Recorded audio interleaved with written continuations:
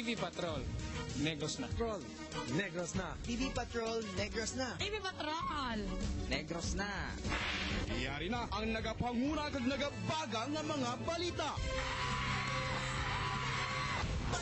Sakyan ang masadya nga kapamilya caravan nga ginpatigayon sa ABS-CBN Bacolod kaupo ang Pinoy Big Brother Double Up Big 5 para sa closing ceremony sa panaad sa Negros Festival. May report si Nico Delfin.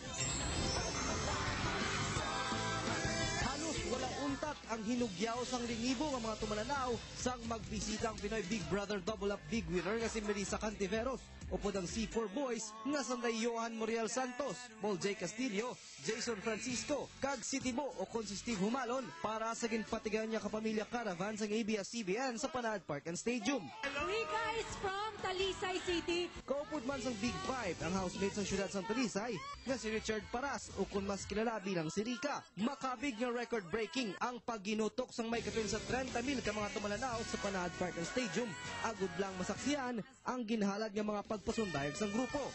Ginkilig man ang iban sa ila sa ambahanon nga ginhanda sang kilala nga love team sang pungsod nga ang Melason.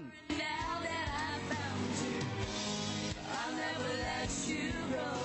I hold you in my arms.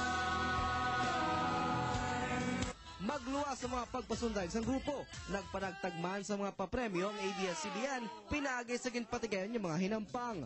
Ang kapamilya caravan kabahin lang sa mga aktibidades para sa closing ceremony sang ika-17 nga paghiwat sang Panaad Festival sa Negros. Nico Delfin, TV Patrol, Negros.